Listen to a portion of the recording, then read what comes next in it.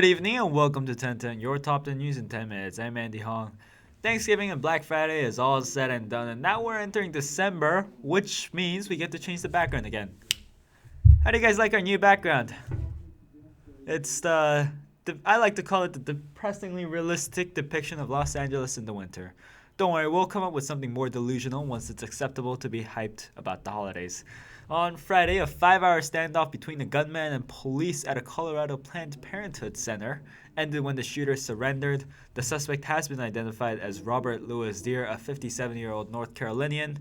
The investigation is still ongoing and the motive remains unclear, but Colorado Springs is in mourning for the 3 victims of the violence, 2 civilians, and a policeman, Garrett Swansea.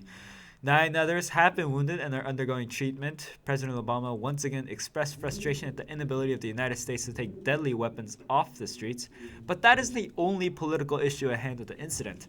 That the shooting took place at a Planned Parenthood center raises eyebrows, as the center, which is a healthcare nonprofit specializing in various services such as cancer screening and abortion, has been under fire from pro-life groups and the Republican Party alike for providing abortion services. But as said before, the investigation is still far from complete and the grief is still raw. The 1010 team offers its deepest condolences to those affected by the violence. A Russian bomber was shot down by Turkish fighters as the worst case scenario for NATO commanders came true in the tense airspace over Syria and Turkey. When Russia began bombing ISIS and anti-Assad rebel groups over Syria, the United States' chief concern was accidental fire between coalition and Russian aircraft, while the concern became an unsettling reality when a Russian Su-24 twin-seat bomber was shot down by Turkish F-16 fighters over an alleged airspace violation. The Russian pilots bailed out, but one was unfortunately killed. President Vladimir Putin called it a stab in the back, while Prime Minister Recep Tayyip Erdogan expressed sorrow but offered no apologies. The Turks have released radar records and radio chatter recordings showing that, contrary to Russian assertions, the bomber was flying over Turkish airspace, albeit for less than 20 seconds, and was warned multiple times by patrolling fighters. The two are yet to reconcile as Moscow announced new sanctions for Turkey. Fortunately, they are unlikely to pursue war, as both Russia and NATO know that a war in Europe will be devastating for all sides involved.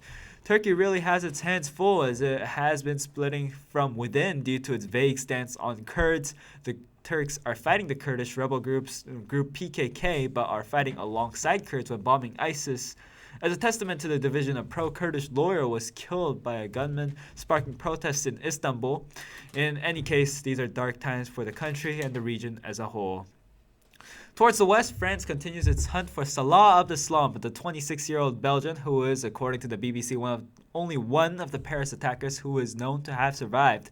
President Francois Hollande called for the nation to hoist the tricolor flags in solidarity and hosted an event in the Grand Square of the Hôtel National des Invalides to mourn the 130 victims of the attacks 3 weeks ago.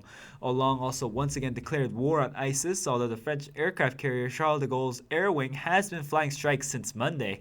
He has made various diplomatic gestures to France's neighbors to gather more support, but his gestures to Russia has thrown analysts around the world in for a loop.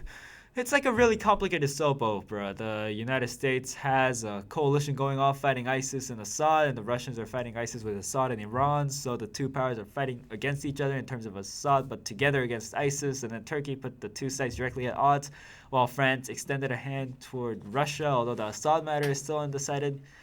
But the only thing we do know, in the end, the civilians are the ones to suffer as the war drags on. In Africa, new terror attacks raised alarms at the growing terror scene there. A suicide bomb in northern Nigeria at a Shiite mosque killed 21. Nobody has claimed responsibility for the violence. Although Boko Haram, a known ISIS ally, and the group infamous for the kidnapping of nearly 300 Nigerian schoolgirls, has been known to operate in the area. Neighboring Mali once again saw a deadly terrorist attack after the hotel attack just last week that killed dozens. This time, terrorists targeted the UN base at Kidal with a rocket, killing 3. As we reported last week, there are more than 10,000 UN workers and soldiers operating in the nation. Amid the crisis, Pope Francis is visiting Kenya, Uganda, and the Central African Republic. He celebrated Mass on Saturday in Uganda at a shrine for Christian martyrs who had died in the 1800s and were canonized 50 years ago. His chief messages are for helping the poor while curbing corruption, but he is facing some criticism for not giving much attention to the intense homophobia and discrimination that has gripped Uganda.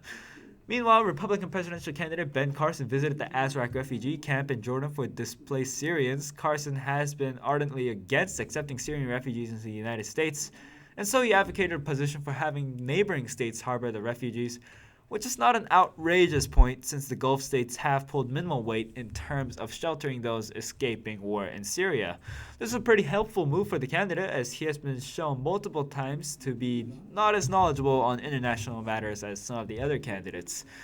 Back in the US, Donald Trump is drawing criticism, again, for mocking a disabled New York Times reporter Serge Kovalevsky. Trump denies all allegations. You can see it on the footage up top and decide for yourself whether he was mocking or not.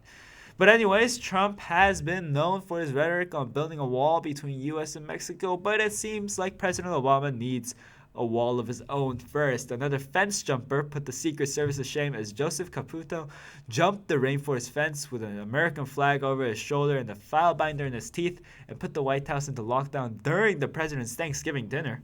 Fortunately, he surrendered immediately to the guarding Secret Service agents. In Texas, heavy rain and flooding has put parts of the Lone Star State into flash flood watches and warnings. Strong winds and cold weather caused rain to freeze over, and according to CBS, is purported to be responsible for at least 2 fatal traffic accidents in West Kansas. As the storm passes over Texas, Kansas, Arkansas, and Oklahoma are bracing for the worst. Meanwhile, in Egypt, there has been many scans going off for a hidden chamber within King Tutankhamun's tomb. Archaeologists are 90% sure that there is a hidden chamber inside the tomb. The remains of Tutankhamun was, of course, found back in 1922 and has been discovered that he was only at the age of 19 when he died. I'm 17 right now, turning 18 next month. Man, this guy was already pharaoh. What am I doing with my life? Radar scans have been used to create a model of the tomb. As archaeologists were examining the model, they found marks that seemed to indicate 2 doorways. And in the case this is turning out to be an interesting find, and we're looking forward to further discoveries. And now we'll go to our science correspondent, Brian Kim, for the latest. Brian? Thanks, Andy. There has been a new way of transmitting data that has been tested, and it's called Li-Fi. Wi-Fi can transmit 100 times faster than traditional Wi-Fi and offers up to 1 gigabyte per second. While the traditional Wi-Fi uses radio waves to deliver data, Wi-Fi uses the visible light spectrum. The visible light spectrum is 10,000 times larger than radio waves. Information can be stored within light pulses, such as in remotes. Wi-Fi was first introduced back in 2011 when Professor Harold Haas demonstrated the technology at a TED conference. Since then, Wi-Fi technology has improved and is now in use at an office in Estonia. The Wi-Fi-enabled light bulb transmitted 1 gigabyte per second, but the lab tests have shown speeds up to 224 gigabytes per second. Wi-Fi, however, is limited as it cannot be used in direct sunlight due to signal interference and cannot travel through walls. Wi-Fi would only be used in congested urban areas or areas where Wi-Fi is not safe. Back to you, Andy. Thank you, Brian. Interesting report. And that was the Ten10 News of the Week. I'm Andy Hong. The weather is getting colder and everywhere other than here in Florida. So make sure to dress warmly. Anyways, thanks for watching. And we'll be back next week with more of your top 10 news in 10 minutes. Stay educated.